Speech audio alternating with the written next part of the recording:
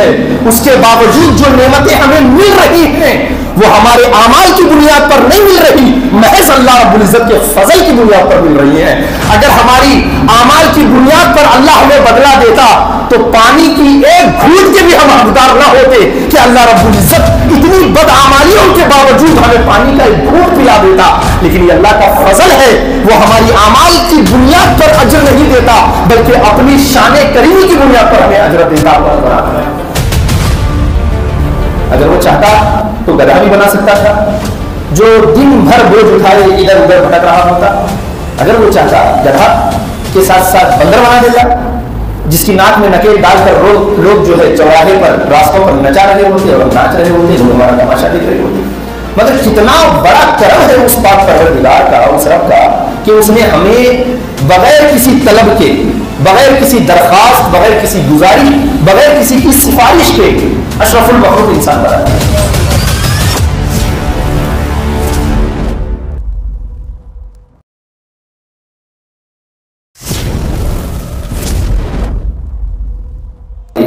खिताब का उन्वान और मौजू शुक्र की फजीलत है। आज के इस दर्स में हम शुक्र अल्लाह रब्बुल इज्जत को किस कदर पसंद है इसे समझने की कोशिश करेंगे और इसके बरअक्स नाशुक्री को अल्लाह रब्बुल इज्जत किस कदर नापसंद फरमाता है इसे जानने की कोशिश करेंगे। इस मौजू पर खिताब के लिए मैंने किताब शिफा कुरान मजीद से सूरतुल बकरा की आयत नंबर 152 की तिलावत करने का शर्फ हासिल किया, जिसमें अल्लाह रब्बुल इज्जत इरशाद फरमाता है फज़कुरूनी अज़कुरुकुम वश्कुरूनी वला तकफुरून। ऐ मेरे बंदो तुम मुझे याद करो मैं तुम्हें याद करूंगा, वश्कुरूनी वला तकफुरून मेरा शुक्रगुजार बंदे बनकर रहो, मेरी नाशुक्री न करो। आप जरा देखें कि अल्लाह रब्बुल इज्जत का कितना बड़ा फजल करम है कि उस पाक परवरदिगार ने हम सबको अशरफुल मखलूक बनाया। अगर वो चाहता तो गधा भी बना सकता था जो दिन भर बोझ उठाए इधर उधर भटक रहा होता।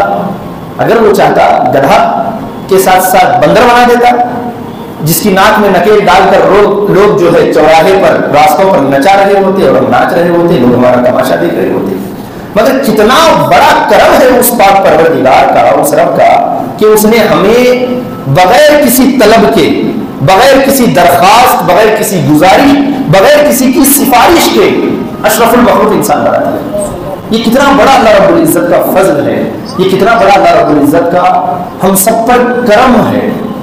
अंदाजा कर सकते हैं क्या हम में से किसी ने अल्लाह रब्बुल इज्जत से ये दुआ की थी क्या परवरदिगार हमें इंसान बनाना? नहीं की थी।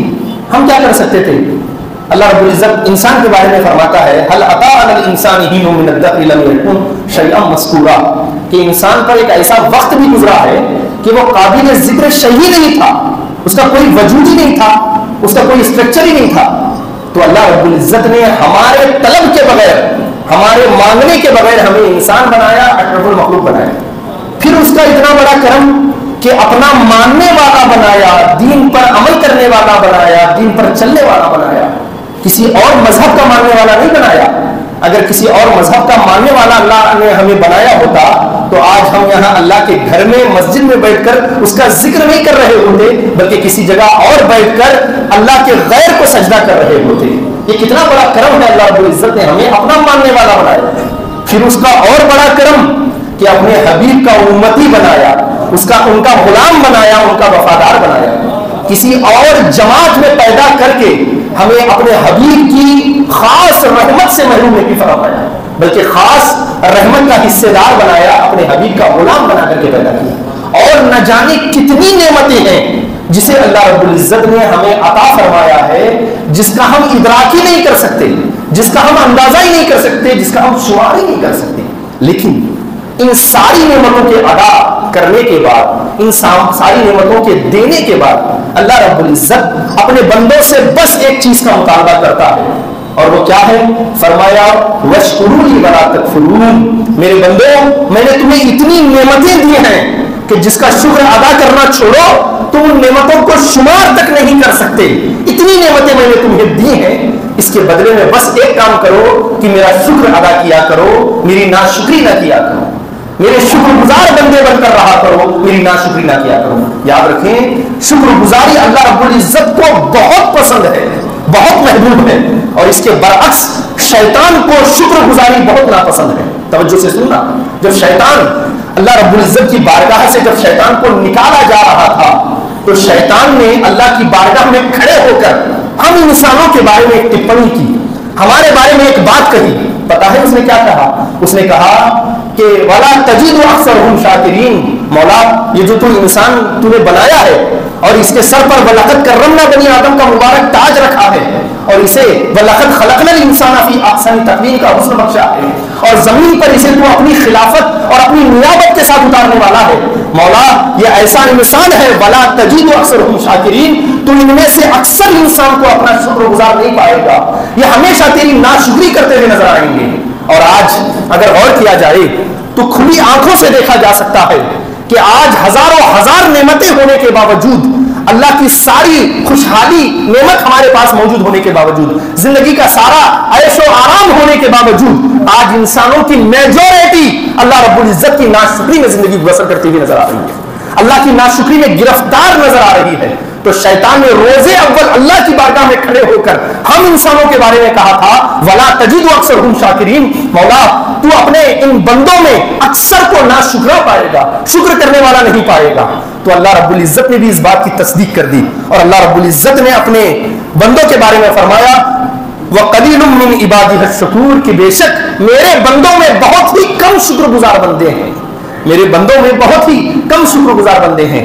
तो आप जरा देखें, अल्लाह रब्बुल इज्जत को शुक्रगुजारी बहुत पसंद है और नाशुक्री अल्लाह रब्बुल इज्जत को बहुत नापसंद है।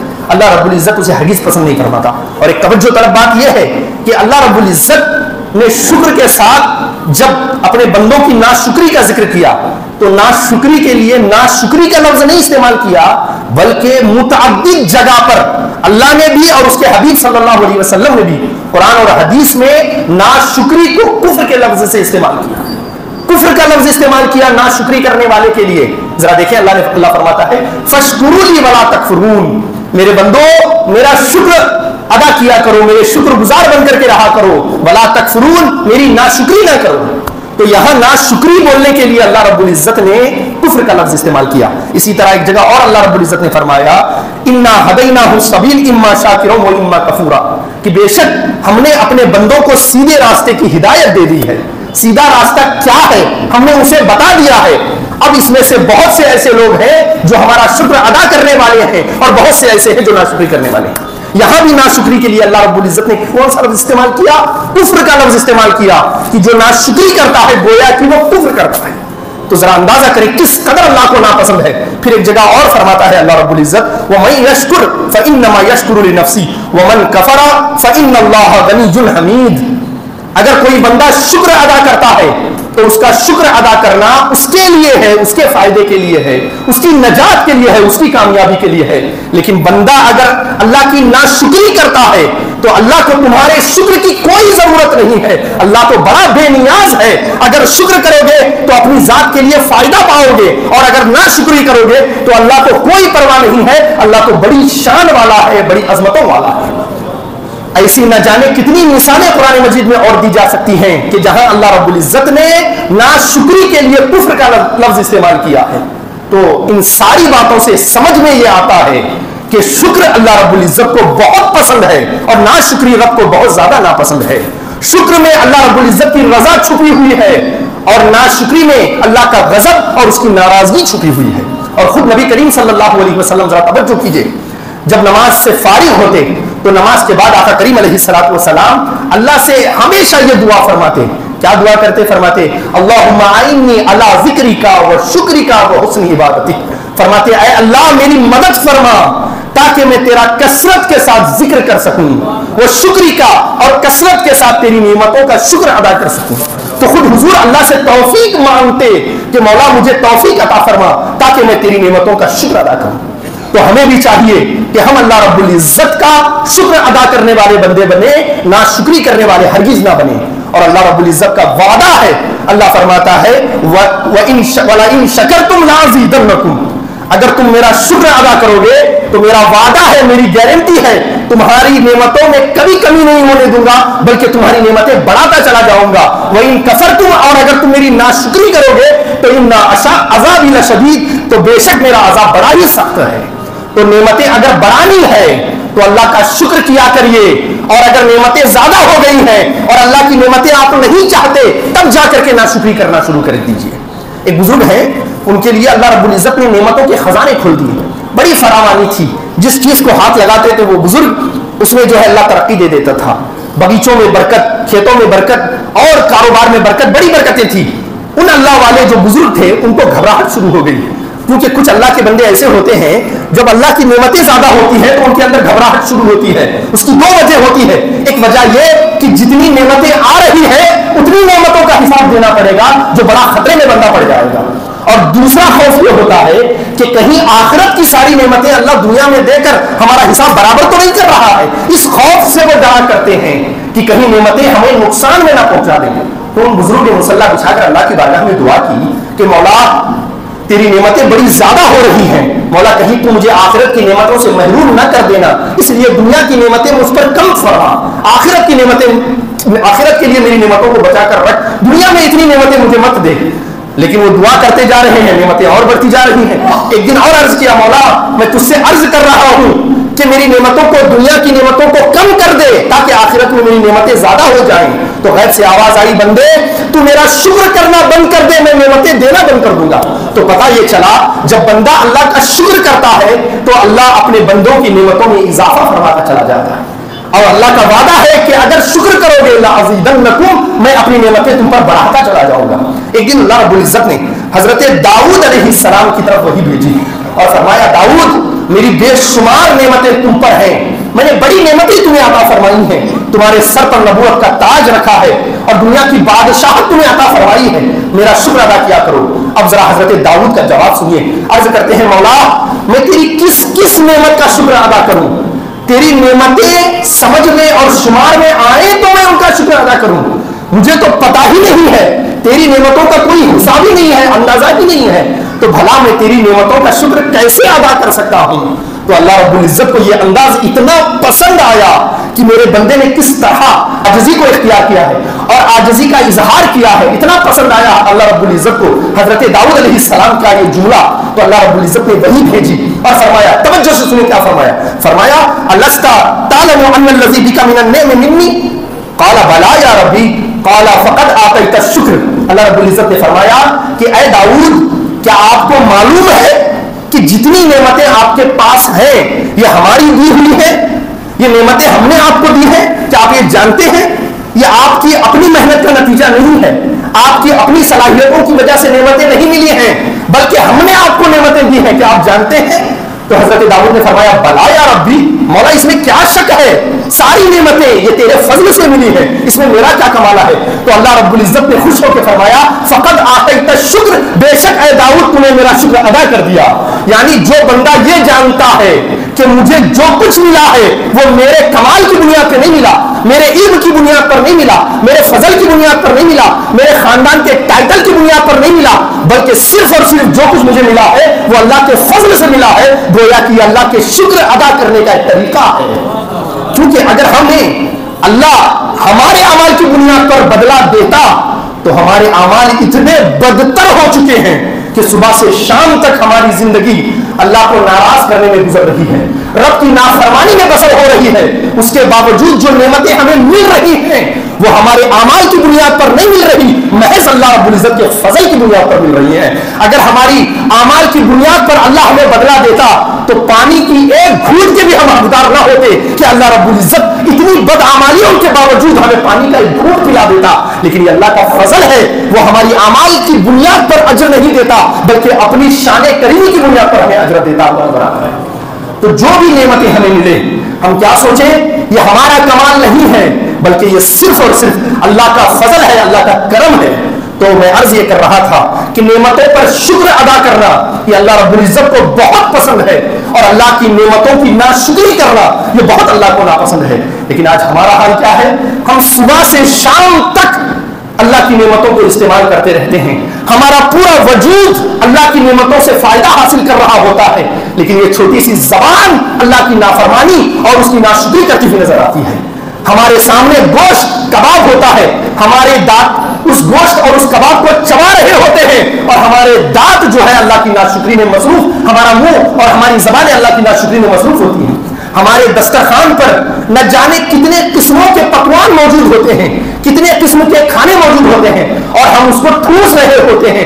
ادھر کھانا کھانے میں مصروف ہوتے ہیں، ادھر ہماری زبان اسی نعمت پہ عیب نکالنے میں مصروف ہوتی ہے. نہ ادھر کھانا کھانا چھوڑتے ہیں نہ ادھر اللہ کی ناشکری کرنا چھوڑتے ہیں. ادھر اللہ کی نعمتوں کو استعمال بھی کرتے رہتے ہیں، ادھر اللہ رب العزت کی نعمتوں کی ناشکری بھی کرتے رہتے ہیں. یہ اللہ رب العزت کو ہرگز پسند نہیں ہے. ذرا دیکھیے آقا نعمت صلی اللہ علیہ وسلم کی کیا شان تھی، ان کا کیا طریقہ تھا. بخاری کی حدیث صحیح ہے، حضرت ام المومنین عائشہ صدیقہ رضی اللہ تعالیٰ عنہا فرماتی ہے ما آب النبی صلی اللہ علیہ وسلم طعما قط ان اشتهاه اکلہ وان کرہہ ترکہ.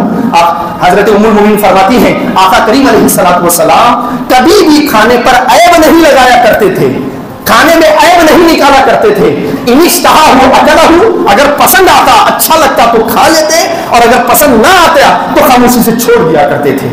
اللہ کی نعمتیں کھا کھا کر عیب نہیں نکالا کرتے تھے. اور آقا کریم علیہ الصلوۃ والسلام کی پوری زندگی وہ آقا کریم کی وہ اللہ رب العزت کی بندگی میں اور ان کی شکر گزاری میں بسر ہوئی ہے. آقا کریم علیہ الصلوۃ والسلام ہیں پوری رات مصلی پر کھڑے رہتے ہیں اور اتنا کھڑے رہتے ہیں، ام المومنین فرماتی ہیں کہ حتی تبرمت قدمہ وصافہ، کہ اتنا حضور کھڑے رہتے مصلی پر رات میں تہجد کے وقت کہ آپ کی پنڈلی مبارک سوج جاتی اور رس کر خون اس میں آنے کی نوبت ہوتی، اتنا مصلی پر کھڑے ہوتے.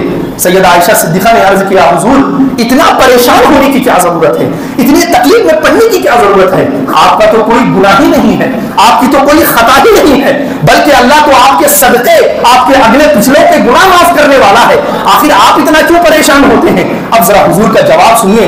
حضور نے ارشاد فرمایا افلا اکون عبدا شکورا، اے عائشہ کیا میں اللہ کا شکر گزار بندہ نہ بن جاؤں. ذرا اندازہ کریے کس طرح حضور کی زندگی اللہ کی شکر گزاری میں بسر ہوئی ہے، اللہ کی شکر کو ادا کرنے میں حضور کی زندگی بسر ہوئی ہے. اور ہمارا حال کیا ہے، صبح سے شام تک ہماری زندگی اللہ کی شکوہ میں بسر ہو رہی ہے، اللہ کی ناشکری میں گزر ہو رہی ہے. ایک شیخ کے پاس ان کا ایک مرید آیا جو کمزور تھا تھوڑا حالت کے اعتبار سے، رابطہ تھا، کھاتا تھا. ایک دن غصے میں حضرت کے پاس آیا اور آ کر حضرت کی خانقاہ میں حضرت سے عرض کرنے لگا حضور میں بڑا پریشان ہو گیا ہوں، مجھے دنیا کی کوئی نعمت نہیں ملی ہے، اللہ نے مجھے کوئی نعمت عطا نہیں فرمائی ہے، میں اللہ کی ساری نعمتوں سے محروم ہوں، اللہ نے مجھے کچھ نہیں دیا ہے. یہ سنا حضرت نے محسوس کیا بڑا گرم ہے، اگر ابھی کچھ کریں گے تو معاملہ بگڑ جائے گا. خاموش رہے اور کہا کہ اللہ فضل کرے گا، اللہ خیر فرمائے گا. وہ چلا گیا. کچھ دنوں کے بعد آپ نے خود بلوایا، وہ چلا آیا. آنے کے بعد توجہ سے سنیں، حضرت نے عرض فرمایا کہ بیٹا میرے پاس میرے ایک اور مرید کا ایک معاملہ آیا ہے. اس نے عرض کیا کیا معاملہ آیا ہے؟ کہا میرے مرید کی جو ہے دونوں کڈنیاں خراب ہو گئی ہیں، ان کے ایک بچے کی دونوں کڈنیاں خراب ہو گئی ہیں، لہٰذا وہ ایک کڈنی کا مطالبہ کر رہے ہیں، ایک کڈنی کو تلاش کر رہے ہیں اور ایک کڈنی کے بدلے 25 لاکھ روپے دینے کو تیار ہیں. ایک کام کرو، اللہ نے تمہیں 2 کڈنیاں دی ہیں، ایک کڈنی مجھے دے دو، 25 لاکھ تمہیں مل جائیں گے، گھر بیٹھے آرام سے کھا پی سکتے ہو اور اپنا بزنس چلا سکتے ہو. اس نے کہا حضور کیسی بات کر رہے ہیں، 2 کڈنیاں ہیں، یہ اللہ کی رحمت ہے، اللہ کی نعمت ہے، اگر میں ایک دے دوں گا زندہ تو رہوں گا لیکن میں کوئی کام دھام کرنے اور کوئی وزن والی چیز اٹھانے کے لائق نہیں رہوں گا، اس لیے میں نہیں دے سکتا. تو حضرت نے فرمایا ایک اور معاملہ ہے، اس سے بڑا آفر ہے، اور وہ یہ ہے کہ ان کے بیٹے کی دونوں آنکھیں نہیں ہیں، لہٰذا ایک آنکھ اسے دے دو اور اس کے بدلے وہ 50 لاکھ روپے دینے کو تیار ہیں، آرام سے تمہاری پوری زندگی بسر ہو سکتی ہے 50 لاکھ میں، ایک آنکھ بس دے دو. کہا حضور کوئی ضرورت نہیں مجھے 50 لاکھ کی، میری دونوں آنکھیں سلامت رہیں یہی میرے لیے بڑی کچھ ہے.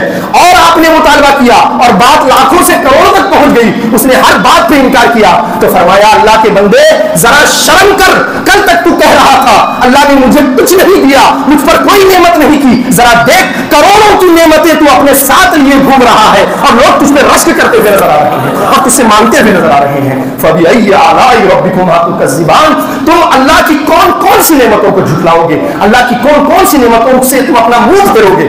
حضرت ادریس علیہ السلام ہیں، ایک دن جبریل امین ان کے پاس آتے ہیں، عرض کرتے ہیں، آتے ہیں حضرت ادریس علیہ السلام فرماتے ہیں کہ اے جبریل ذرا یہ تو بتاؤ کہ اس پورے روئے زمین پر نبی کے بعد سب سے اللہ کا محبوب بندہ کون ہے، میں اس سے ملاقات کرنا چاہتا ہوں، میں اس کے پاس جانا چاہتا ہوں، اس کی زیارت کرنا چاہتا ہوں. حضرت جبریل امین نے فرمایا، عرض کیا حضور چلیے میں آپ سے آپ کی ملاقات کرا دیتا ہوں. چنانچہ لے کر ایک گھر کے باہر پہنچے، دروازے کو دستک دی، اندر سے آواز آئی دروازہ کھلا ہے اندر آ جاؤ.